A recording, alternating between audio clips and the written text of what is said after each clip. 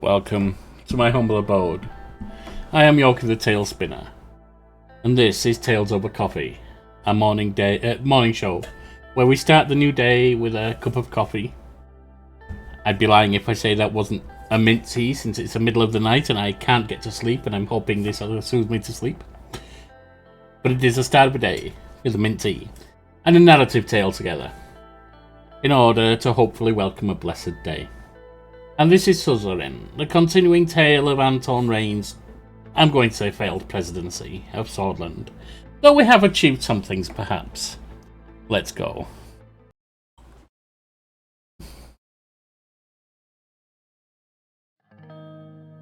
Revelations. I think we're close to the end of this chapter.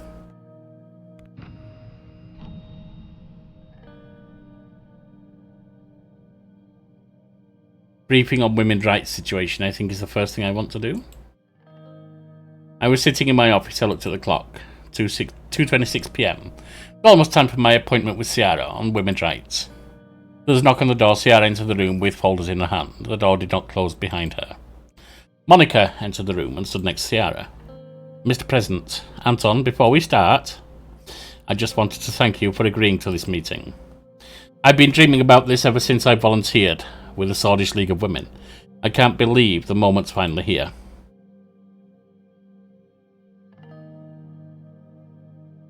Let's see. Hope you thought this through. I know that's why I signed the decree to give women an equal education. I think both of you together could... I want to put the power in their hands as much as I can. I did sign the decree. I am the president. But still. There's a problem in supporting outgroups, ostracized groups. A lot of allies speak over them or speak for them. Yours isn't the voice that needs to be heard, it's the voice of the group that you're trying to represent. Boost their signal. Don't replace their voice. That's why I want to say, you two can bring the change. I hope you're right. Ciara sat down on a chair and laid down the folder she was holding. First off, Mr. President, I wish to thank you for pushing a decree on establishing gender equality in education. You know, this is something I've been trying to accomplish since my appointment as minister. The situation in the public schools was disturbing for me. With that said, we still have a long way to go before Swordish women are able to enjoy the same rights and privileges as men, yes. Or even, said Monica, as their counterparts in Arcasia and United Cortana. We've been lagging behind on this for decades, Anton. And this isn't only a moral issue, said Ciara. I have seen enough revolutions in this world to understand the main driver of any change. Money. She flipped open a folder and started pulling out documents. In United Cortana, law dictates that women earn the same wages as men in their respective fields. My research shows that this has led to a 15.5% increase in productivity. You could say this had a direct influence on their superpower status. Arcasia passed laws ensuring maternity leave rights, child daycare centres, and tax deductions for working families. In turn, they experienced a 12.6% productivity boost and a flourishing economy. I just want to note that maternity rights I don't agree with.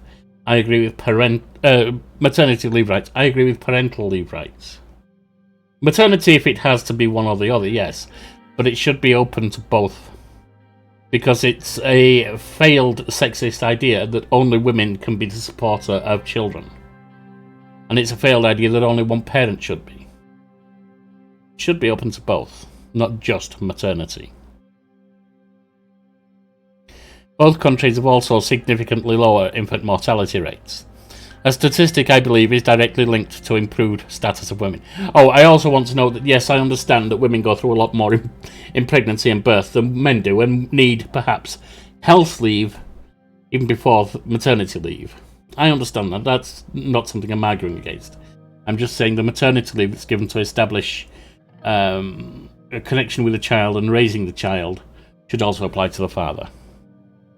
Both countries also have significantly lower infant mortality rates. A statistic I believe is directly linked to improved status of women, quite possibly. Though you haven't made an argument for any of these. You haven't made a evidential argument for any of these. Our administration has thus far failed to pull Sordland out of its economic recession. Oh, we're getting there. She leaned back in her chair. So I am asking why not try passing similar laws. At worst, even if they fail to improve the economy, it'll be a significant step forward for our society. It's only logical. Monica handed me one of the documents. It had a list of bullet points on it. The two of us talked it over, and these are the measures we believe are most urgently needed. I let my eyes wander down the list. Criminalising domestic violence, again, should apply to both genders. There is a vast underreporting of domestic violence by victims of both genders. But men are also made to feel like you're not a man if you're a victim, especially if by a woman.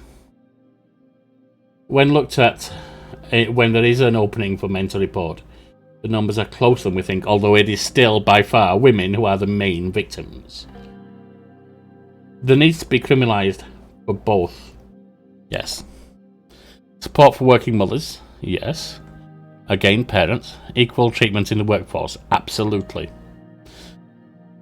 Let's go with that. That's an easy one. Right now, Sordland has one of the continent's largest pay gaps between men and women. We need legislation ensuring that a woman doing the same job as a man is paid the same wage.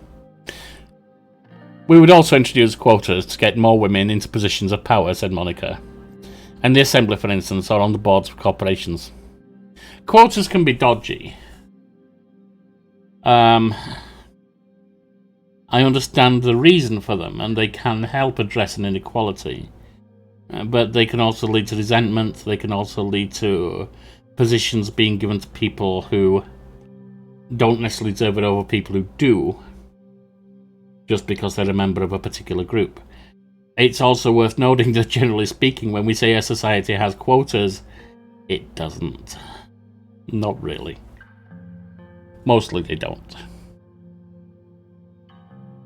Eventually. Narrowing the pay gap is far more pressing issue, yes, as it would bring financial independence to countless lower-income women. I also think there may be better ways of addressing that if we can address the sexism within society. But it can be a step on the right direction. It can also be a problematic step. Ciara, we never talked about this, said Monica, but I always thought that with more women in power, higher status for all women would naturally follow. Doesn't always follow, sadly. Women are starving because they don't make a living wage, said Ciara. That's a damn sight more important than your friend Janice being passed over for promotion.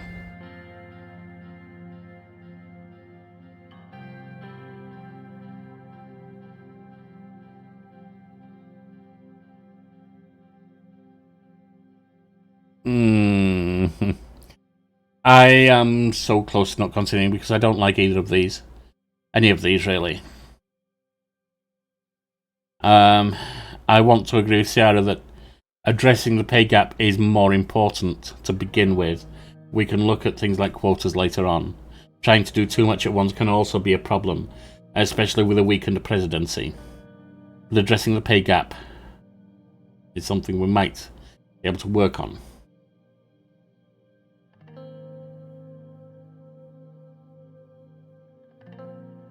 I think, as I said, I do see some problem with quotas, potentially. But I'll take number one. Tackling the pay gap is much more urgent. Monica gritted her teeth. Thank you, Mr. President. Criminalising domestic violence. I shouldn't have to tell you how crucial this is. It is utterly unbelievable that in this day, Swedish men are legally allowed to beat their wives. Men should not be allowed to beat women. Women should not be allowed to beat men. In fact, we should not be allowed to beat anyone. I agree. It's a travesty. I'm happy we're on the same page. As instances are especially high within Bloodish communities, I would also advocate for setting up a special domestic violence task force in collaboration with Bloodish Women's Rights Organisation. That's good. Culturally, while they're part of our community, they are separate from us at the moment. And we do not, as Swordish people, have enough cultural sensitivity to address it directly, at least without strong Bloodish involvement. This gets back to not talking over, but talking with. Boosting signal. Monica looked at her strangely. Are you sure that's something we ought to focus on? The Bloods are different. They have their own rules. Monica, I'm surprised at you. You can't let women suffer under the patriarchy, no matter their ethnicity.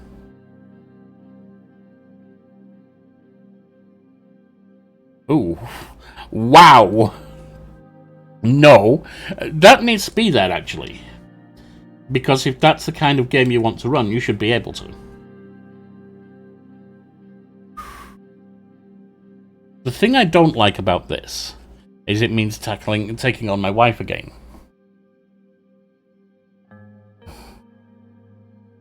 But I can't not agree with it.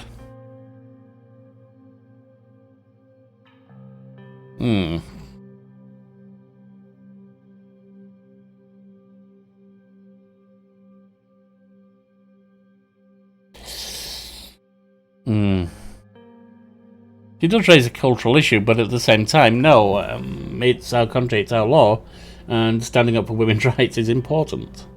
Protecting women from domestic violence is important. Bloody or not.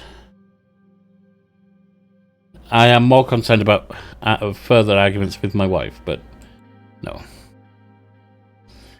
We can discuss the particulars once the law has passed.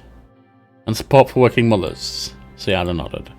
It simply isn't fair that women in the workforce are punished for having children. Remember what I told you about Janice? Said Monica. My friend who basically got fired for becoming pregnant. That would never happen to a man. True. Paid maternity leave and state-subsidized daycare centres should be key to keeping more mothers employed. I also agree with daycare centres.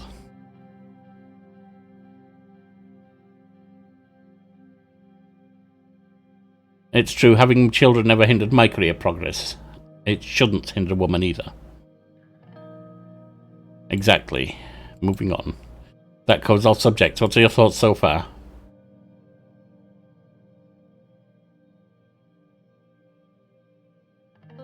Never mind comparing to other nations. I don't care about that. Sure, I'm not sure I can risk passing laws so close to the election. Valid, but we're not going to get elected again. I very much doubt it. You made a good case for all these changes. Thank you. If we can pull this off before the elections, the Reign administration will make history. Yes. On the way out, we may, and that's, I think, at this point, all we can say. Let's talk about how to proceed. I want to establish a commission for women's rights in Sordland, with me as its head. Our goal shall be passing and implementing a set of laws to solve the problems we just discussed. As the commission's spokeswoman, my responsibility will be to make speeches and organise fundraisers. I will be the face of this movement while Ciara handles the groundwork. I think that's an excellent idea. If I can show that the First Lady is behind the movement, many women will feel encouraged. Yes. Ciara gestured down at her outfit, especially those who aren't keen on pantsuits. Nice little piece of humour there, Ciara. The organisation's name will be Commission on the Status of Women.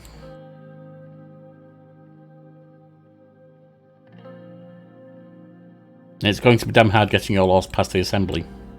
I know, but even a watered-down version would be better than nothing. Even if we don't achieve it, we're opening the discussion.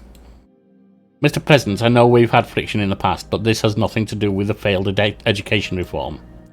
This is a completely separate topic, and it should be handled as such. One more thing to consider before making your decision.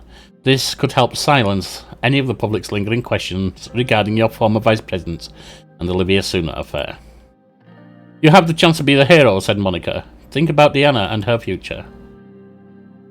I'd never even thought about Diana, to be honest. My love, I'm thinking about all women. I hope you will make the right decision. They rose from their seats expectantly. I took a few minutes to think.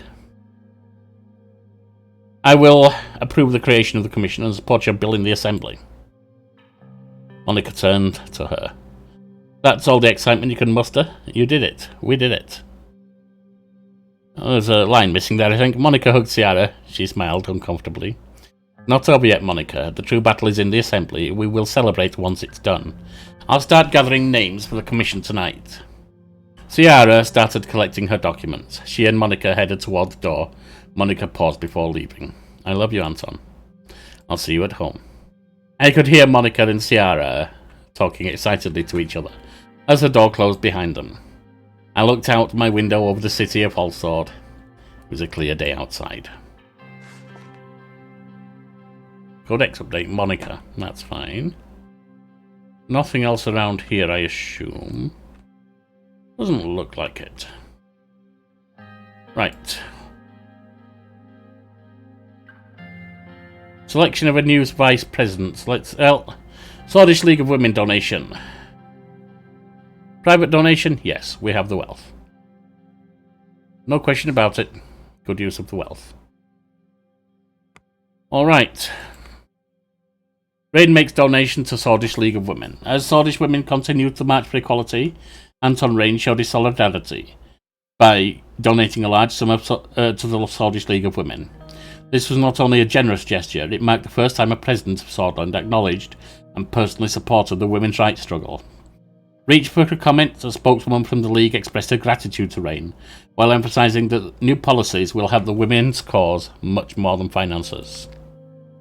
Anton Rain donates to support women. Will policies follow? Is it femme-washing or the real deal? President Rain made an unusually large out-of-pocket donation towards the Swordish League of Women, but has yet to budge on women's rights policies. Some of Rain's defenders argue that the issue has always been on his agenda, but had to take a backseat as other, more urgent priorities sprang up during the first half of his term. This donation could be an indication that they're right, or an empty gesture meant to placate them without angering Rain's conservative base. Well, the base is lost. Selection of a new vice president. It was here the day I'd been dreading since Petter's imprisonment. At the entrance to my office, my new secretary Sylvia took my hat and coat. She was a matronly woman in her 40s. She had a spotless background assisting various Maroon Palace officials. Replacing Livia had been easy, but replacing my vice president would be difficult. Swordish law dictated that if a vice president failed to complete his term, new candidates were to be put forward by members of the cabinet.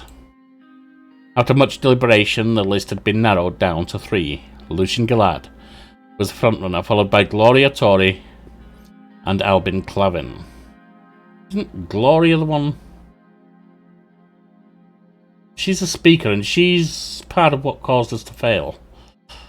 It was up to me to decide who would fill Petter's shoes. I wanted to chat with them one by one before making my decision.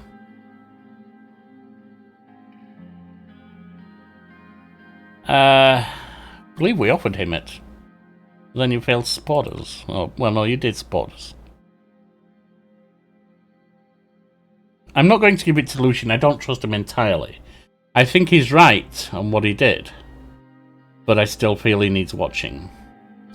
Gloria would be good with the support of women, and would possibly bring in votes that are unexpected.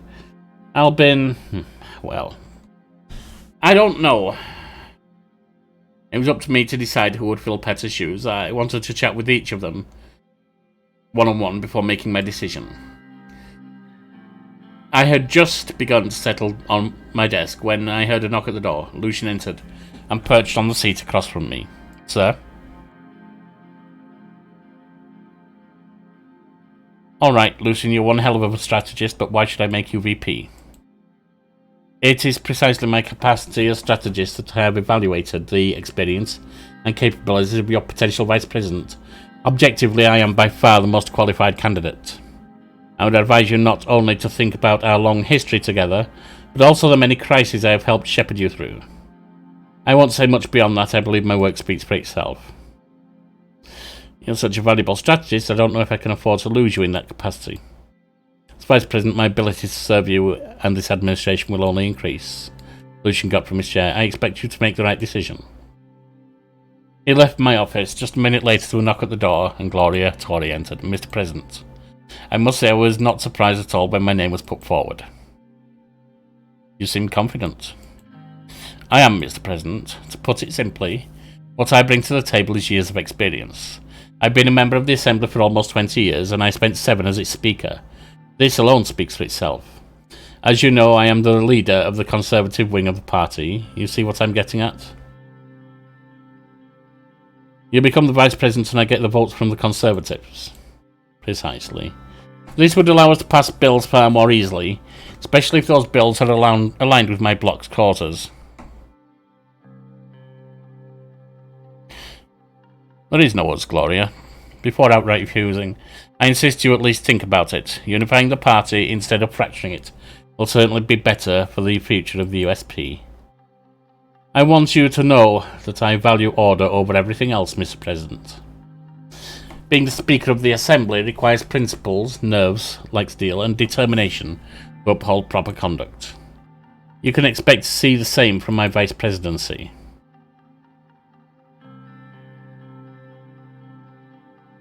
You being a woman could also prove advantageous. Not just any woman, a strong woman who was able to protect order in a room full of unruly men for 7 years.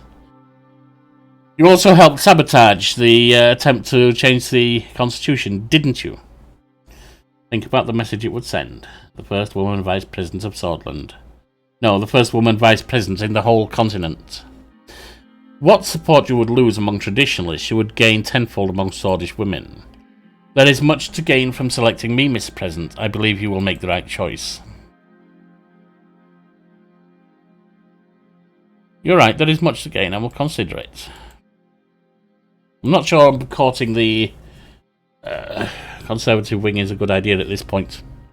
Wish you a nice day, Mr. President. Gloria made her way out. A minute later there was a knock at the door. This time it was Albin Clavin's turn. Greetings, Mr. President. It's a great honour to have been chosen as a candidate. Really terrific. Why should I pick you? I think you already know the answer. As you know, I represent the reformist wing of the party. What Sordland needs today is not only to catch up to our more modern neighbours, but to surpass them. I believe we can do that. No, I am sure.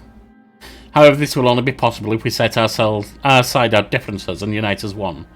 That is the outlook I wish to bring to the position of Vice President, so that Sordland can excel and soar to new heights.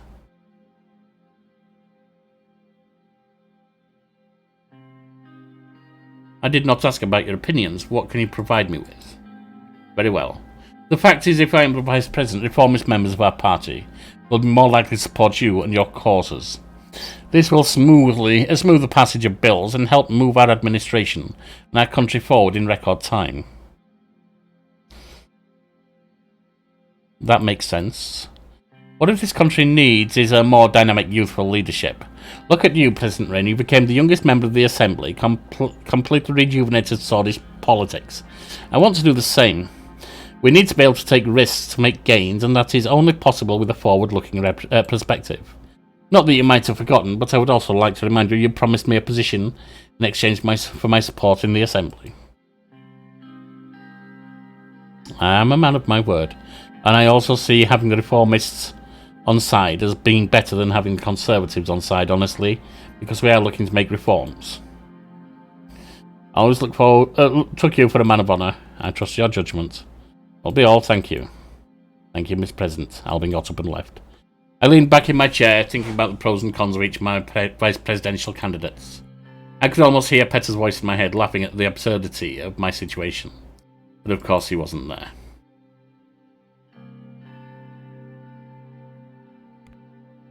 Vice presidential selection. The vacant position of vice president is waiting to be filled. Albin. Done. Done. Start of the day at the palace. How are we doing, by the way? Still on turn 8. This is a big turn. Lucian and I were on our way to my office. I was holding a mug of coffee in one hand and a folder of various documents in the other. We turned the corner. Lucian spoke. The Ashraf anniversary is coming up soon. The most important day for Bludish population. Botani Ashraf is one of the symbols, as you know. Your presence at this event would show your desire for a more unified Sordland. We will reap the benefits if you decide to go, I'm sure. You are right. Lucian nodded. We rounded another corner to reach the last corridor leading to my office. Lucian suddenly stopped in front of one of the doors. A plaque that once said Vice President Petter Vectorn had been removed. The door was halfway open and I could see a few workers moving boxes around the room. One of them saw us, bowed his head and changed the name on the tag to Vice President Albin Clavin. I heard Albin's voice from inside. You can leave it there, thank you. He noticed us and immediately made his way to us. Mr. President, Lucian.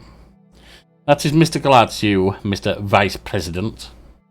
Very well, Mr. Gallard. Albin, good to see you. Good to see you too, Mr. President. I'm almost ready to get to work. That reminds me. Mr. Gallard, please deliver this to my secretary. This needs to be in the hands of the Justice Committee as soon as possible. Lucian's lips curled. He and Albin stared at each other for a moment. I'm not your servant, Mr. Clavin. True, but I am your superior, Lucian. Power play.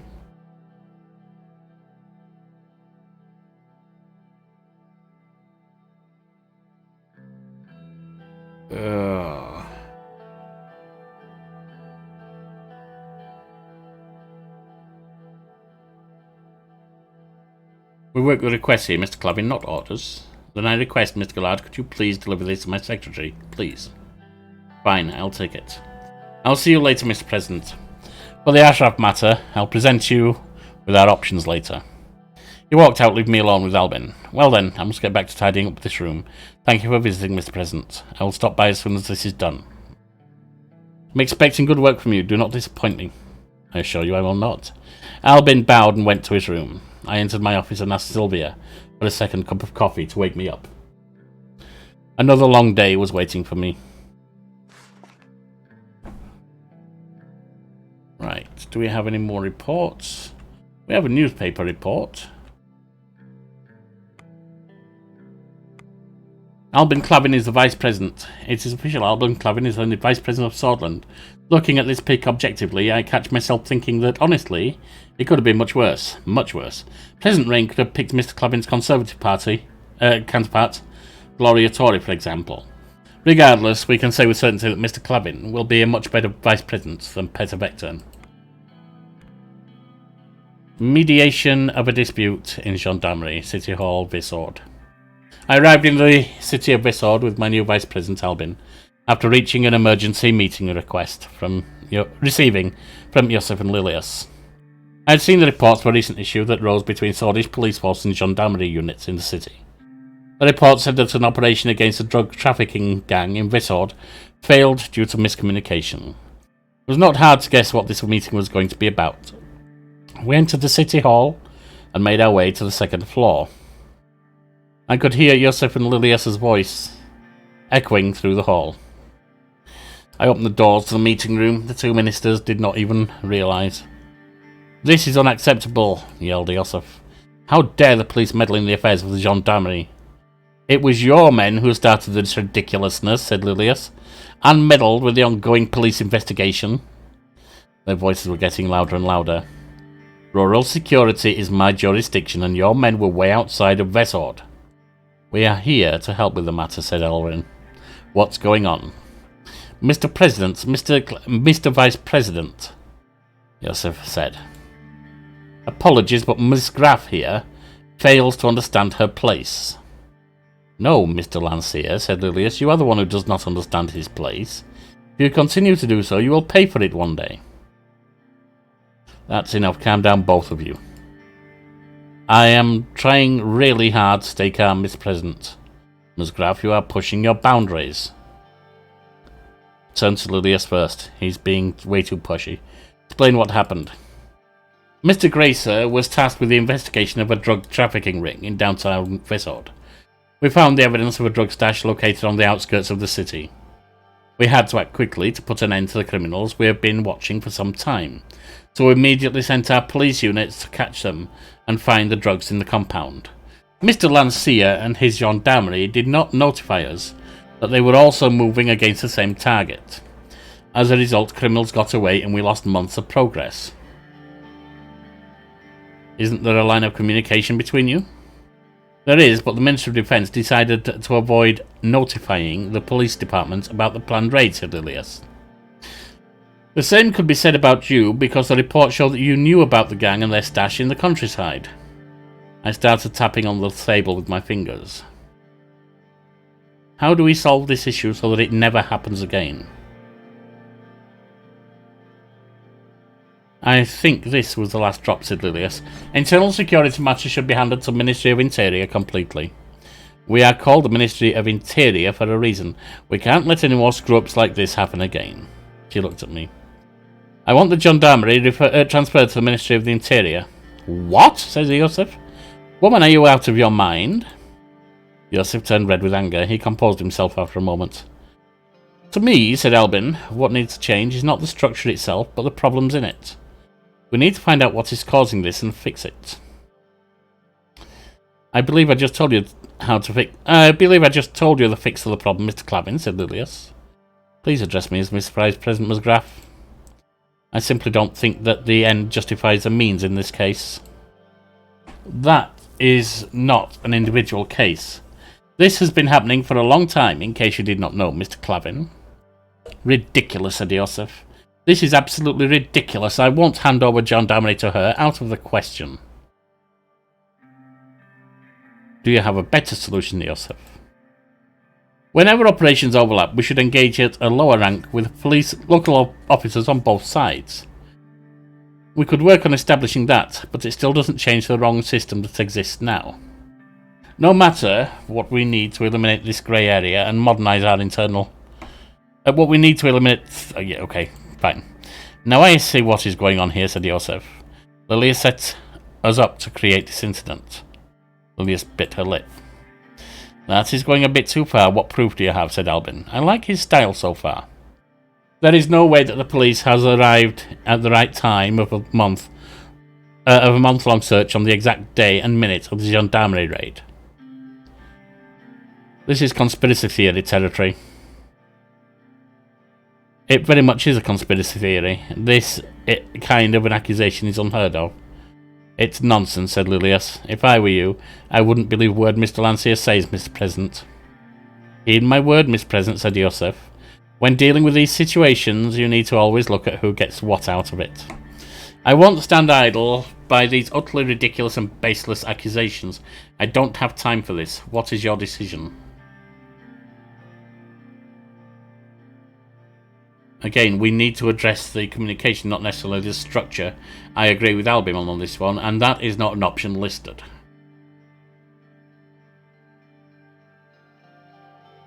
There'll be no change related to gendarmerie operations. You're making a mistake. Thank you for protecting the structure of the authority of the Ministry of Defence.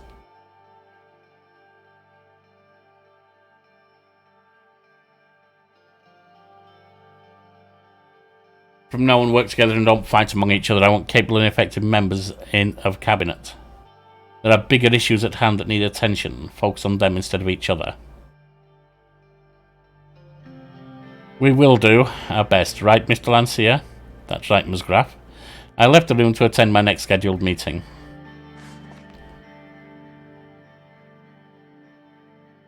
They're falling apart.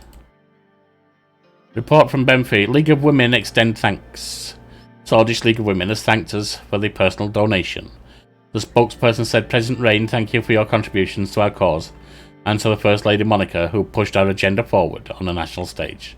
Well, since it's our family's fortunes that we're given, you should be thanking her too.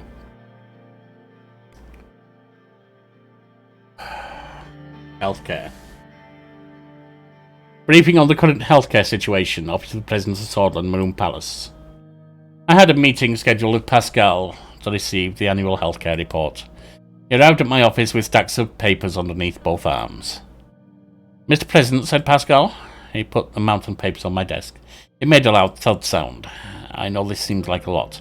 Reviewing it shouldn't take more than a day. He measured the file again. Or maybe two. Very well, thanks for bringing these in. No problem at all. They contain very important information about the status of our healthcare. Salaries, spending, hospital reports, whatever you like. We can go through this together. Can't you just summarise? Of course. I breathed a sigh of relief as he put on his reading glasses to look at the document he was holding. So we have concluded our report for the year. Our services haven't necessarily gotten better compared to the last year. We have missed several funding opportunities to expand our... Do you see our budget? Services in the country, leaving several issues being unsolved.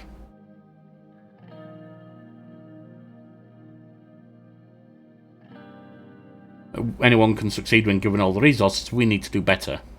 Yes, I agree. The recession absolutely pushed welfare to the brink, and no further funds mean we couldn't do much. But as you can see, it hasn't been the best year for us at all. That is unfortunate, but what is to be done? We should strive to do better in this avenue. He cleared his throat. Now that I have given you the short summary, there is a very important matter to discuss. Leaning over to grab his briefcase, he pulled out a tan-coloured package. The package was stamped with big red letters that read confidential. Pascal opened the package and brought out a few documents. He handed them over to me. Take a look. The report from the Ministry of Health. Each page had a stamp on it that read, "For President's eyes only." The report was titled "Polio Outbreak in Bergia." This is very concerning. It is, Mr. President. For now it seems to be under control. We have put a few villages under quarantine. The total number of infected are currently 1,467. Death toll is at 23 so far. We have more outbreaks, the result will be terrible. We are not where we could have been in terms of our healthcare funding. With what we currently have, I'm afraid it might not be enough to curb the infection ratio. We have no money.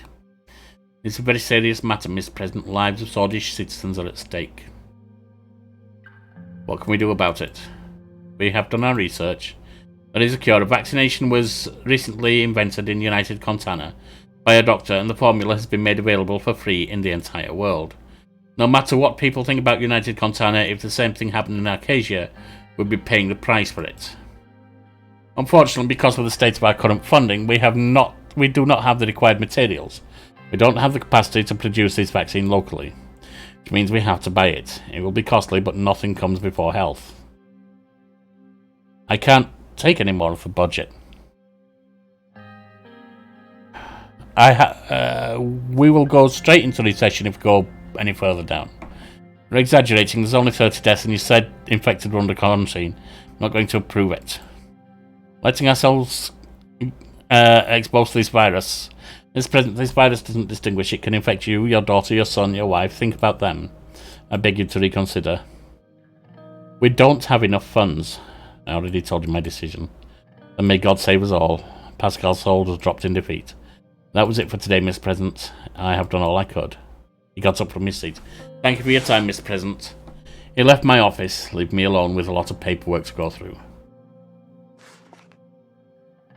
And we have lost economic development. Probably because of that, in fact. Lothar Group opens first private prisons.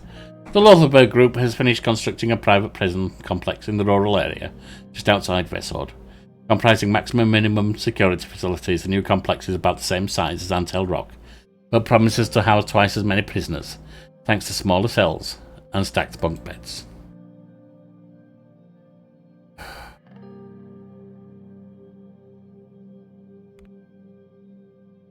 Protests against gender equality in education. I expected. Swordish housewives turned out in record numbers to protect the presidential decree ordering gender equality in education. Most of the demonstrations appear to be centred in Anrika, with Mayor Curtin-less administration providing the protesters with permits and security staff.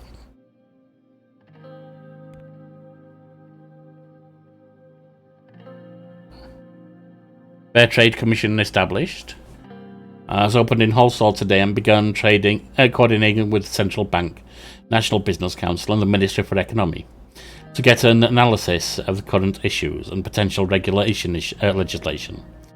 The effort to bring fairness to trade and commerce in Sordland is led by a visionary small business owner who sued Hard of Sordland in an unfair competition bid and won in court. Smokeless Bill.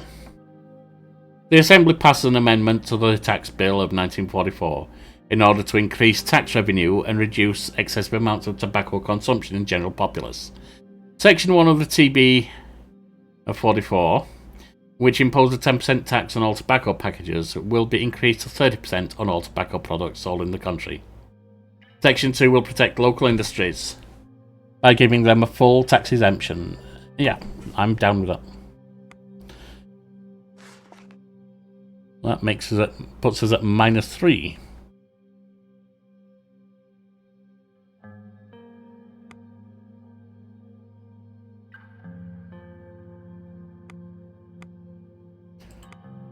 Time to smoke less. The administration has signed a less smoke bill aimed at increasing tax income for the government and to reduce the high tobacco consumption. Tobacco was recently discovered as dangerous to personal health after research in United Contana published an international paper. There have been opposing voices on the increase of the pack of cigarettes, especially foreign ones that are favoured by the Swordish. Smokes taxed. The GNA passed an amendment to the tax bill of 1944 by increasing by 20% and imposing a tax exemption on local tobacco products destined for transport. President Rain has signed a bill into law which triggered a dozen complaints from working class citizens who smoke often. Health officials around the country have praised the discouragement of tobacco with increased taxes. There is a debate if the administration acted on this to increase taxes or to reduce public health concerns, or maybe both.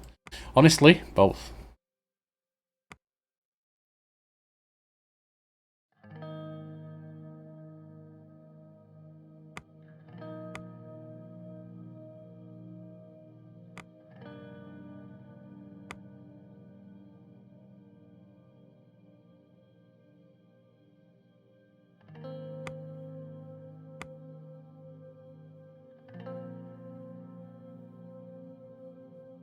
Right, and what's this?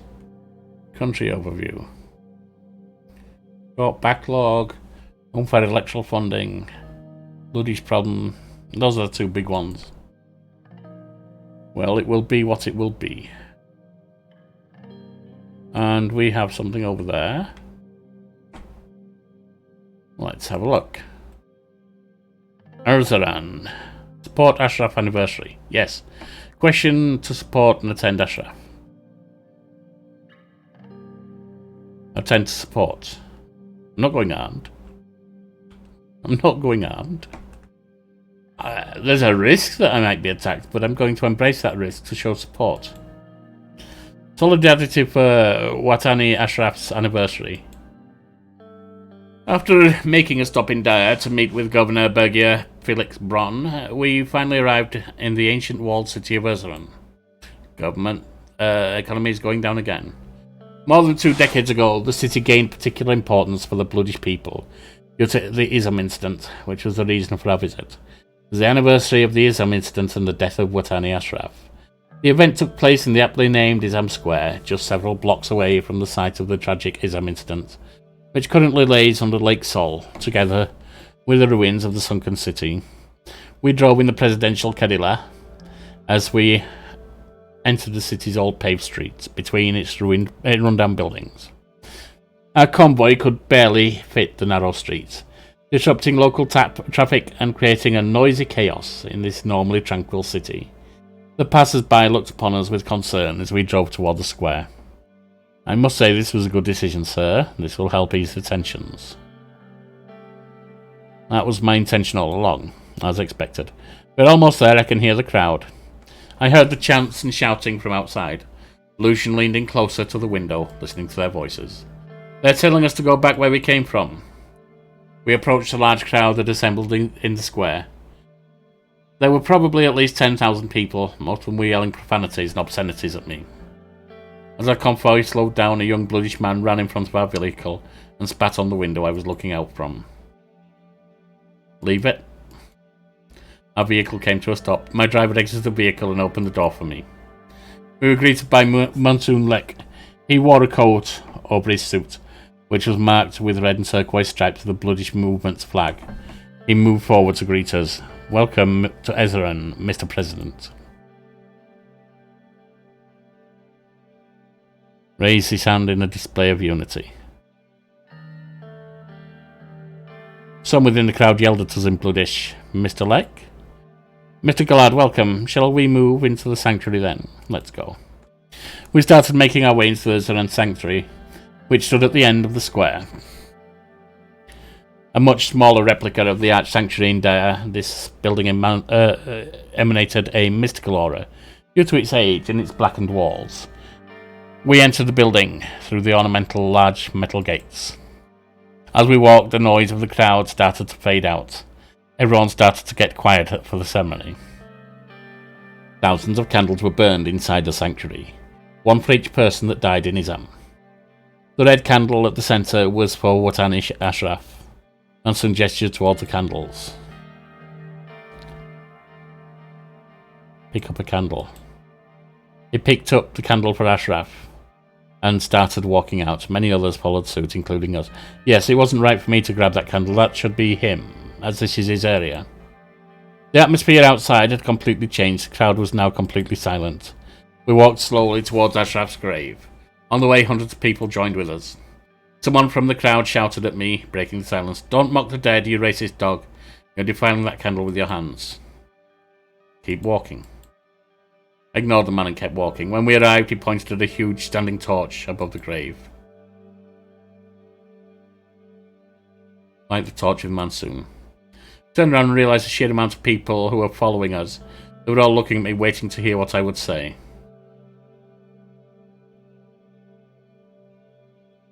Brothers and sisters. We are here to mourn Watani Ashraf, name him, and many others who have lost their lives.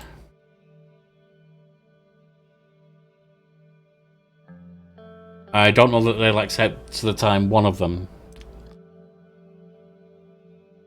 They were brave men and women who only wanted to protect their land.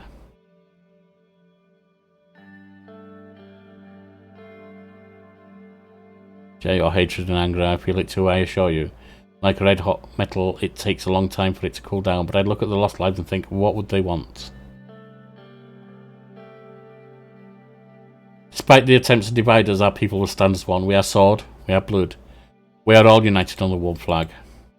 Old man from the crowd yelled, "Your flag, your nation."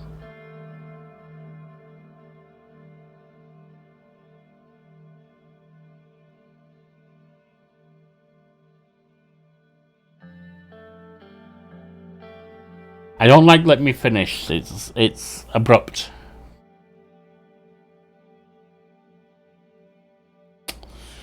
Ignoring him might not be popular either, but that could spark something.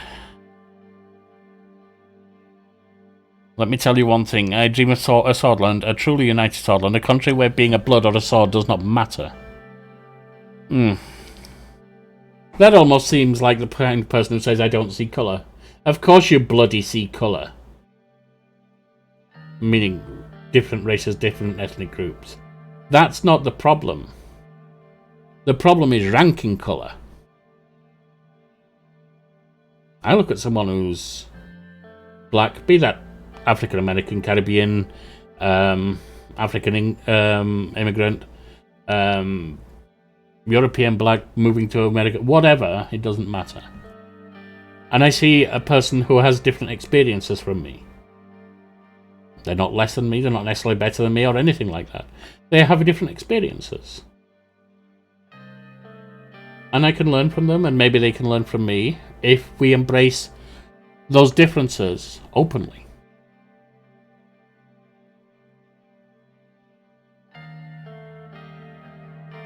So I'm not going to say it does not matter. We're all the same before God, no. We must always stay together in the first of adversity against all odds. I don't like any of them.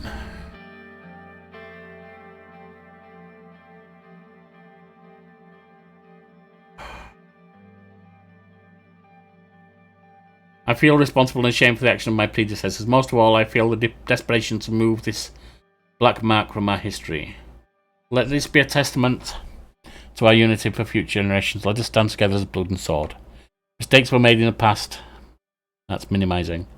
Innocent people from ism paid the price, but we cannot let that past divide us. That pisses off the swords. That's minimising. I need help from each and every one of you to make this country a better place for everyone. The responsibility falls on all our shoulders, because we don't have anyone but each other, yes.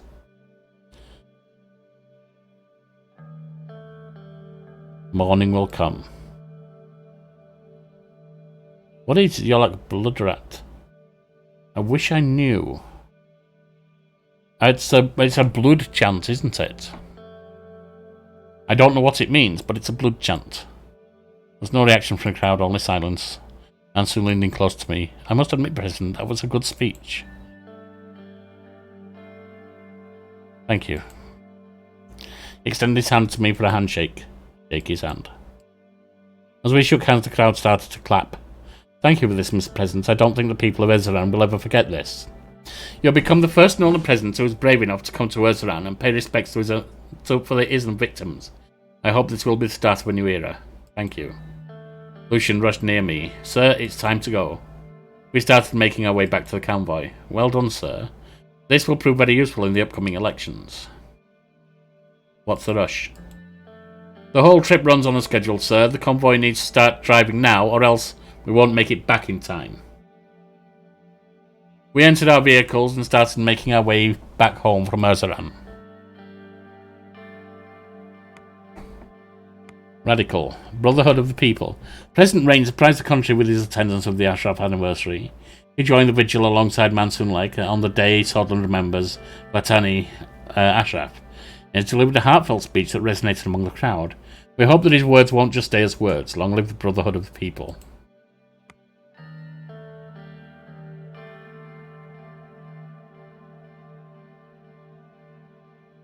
And yet again, we have something here. Briefing on the current political situation. White Room, Maroon Palace. I think this will be our final option for today. I walked to the White Room with a cup of coffee in my hand. My Vice President had scheduled a meeting on the current political situation. I opened the door and entered the room. Albin immediately stood up. Good morning, Mr. President. Good morning. This shouldn't take long, I just wanted to go over the current political climate, he said. Mr. Hall told me he is just about finished with a new plan for the economy. He said he wants to solidify the plan before it's presented to you. He'll schedule a meeting soon to go over our options. Someone can pull it off, I'm sure. He has never failed me before. Mr. Hall is a very savvy man. I'm sure he will deliver as well. Next, it's time to talk about our election prospects. There's a sharp, soft knock on the door. I hope it's all right with you that I've invited Mr. Gallard to this portion of the meeting, of course. Albin went to the door. Lucian walked in. Mr. President, Mr. Vice President. If Lucian still resented my choice of Vice President, he didn't show it. Of course he was irked at first. His tone was nothing but cordial and professional. The three of us sat down. Albin handed out a new set of documents. Mr. Clavin, I'll let you take the lead on this. Thank you, Mr. Gallard. I've just received the result of the voter poll commissioned by Peter Vectorn shortly before his departure. To put it in plain language, it's not great, bad even. The USP stands to lose up to 20% of the vote compared to last time around. Tell it to me straight, do we have a chance? We still have a year to gain more votes, but we've got to think strategically, which presumably is why you've retained the services of your chief strategist. Do you have something to add, Lucian? No, pardon the interruption. Albin shuffled the pages around. Looking at the demographics of the voters polled, you've fallen out of favour with Conservatives, I expected. Less than half of them are likely to vote for you. The Liberal base appears divided, but you do have a considerable number of supporters there. For better or worse, you certainly aren't popular with the Nationalists. The Socialist left is divided nearly in half in its support for you. Unsurprisingly, none of the bloodish poll respondents said they were planning on voting for you. Yes, but that was before that visit. That might have changed something. Lastly, we can't expect votes from centrists and unaffiliated voters unless we do something to win them over. Lucian, what do you suggest? You're my strategist. He smiled and bowed his head slightly. Thank you, Mr. President. This may sound like common sense, but a convincing enough campaign can succeed where policies fail. Even if you've opted not to focus on your campaign at the moment, I'd like to advise you to seize every chance for exposure that you can.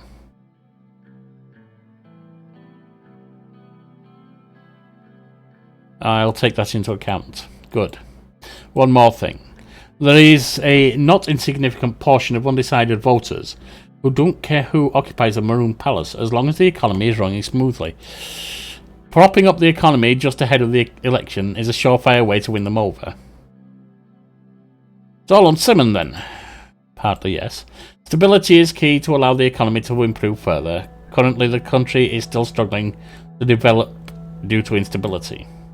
There are some worrying news. The Lothenberg Group is up to something. My informants have been talking about frequent meetings happening between the oligarchs. This covers most of it. Alright, Albin, your thoughts? What do the Liberal wants? I would say the Liberal base is very concerned with equality. If you want their vote, you need rock solid policies on women's rights and human rights in general. Liberals love a free market. So if you're anything less than a full-bore capitalist, you're going to have to whip Sordland's economy into the best shape it's ever been. Sordland's lack of a free press has certainly not helped your chances with Liberals. If you really want to clinch the Liberal vote, well, you could always look for an excuse to leave the USP. But that's bound to have other consequences. I would say so, yes. Yes, that would be extremely unwise illusion. Yeah, great idea for getting re-elected there. Don't worry, Lucian, I'm a USP man for life. Anyway, that's my advice for what it's worth. Thank you, Alvin. Was that all for today? Yes, that's everything on my end. Good work, both of you. I'll see you shortly. I left the room to attend the next meeting. And we have some reports. The airport is progressing. Let's see what the report is there. Violent protest in Benfey. Oops. Protests turned violent in Benfey after a man was killed by the security forces, carrying a picket sign with a flashing electrical device on it, on the suspicion of a bomb. Upon suspicion, it was found to be a simple flashing light. After the incident, protesters surrounded the police and 6 police were injured. In the subsequent events, the police were showered with rocks, tear gas was deployed. The situation is escalating. Oh, you bloody idiots. Gunman opens fire during protests. During the protest that started in Mona, a gunman has opened fire randomly on the crowd. The KA-74, the attacker was killed on the spot. The death toll is currently 54 and increasing. The attacker was found to be hiding his weapon under a bagel stand. The motive of the attack is still unknown, and no terrorist organisations claim the credit.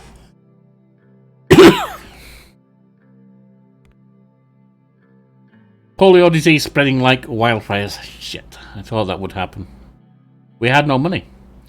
The Ministry of Health has submitted a dire report. It states polio disease is spreading uncontrollably out of the Bergia region. The number of infected is increasing, with currently 32,000 people and death at 5,000. That's not good. 6 dead, 14 injured in knife attack. What the hell happened? Police were deployed near Narbel yesterday night in order to suppress the increasingly violent protests. During a confrontation with the crowd, 6 members of the force were killed in a knife attack, and 14 members of the force were injured. The attackers, the group of 3 teenagers, ran away. A citywide manhunt is on the way.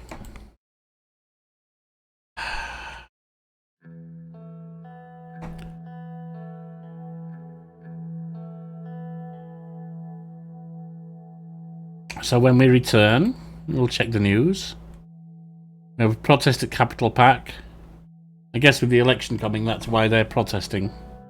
Briefing on the increasing unrest among populace. Well, I've been Yorkie the Talespinner. This has been Suzerain. And you've been a fine audience. I shall see you next time. Fare thee well.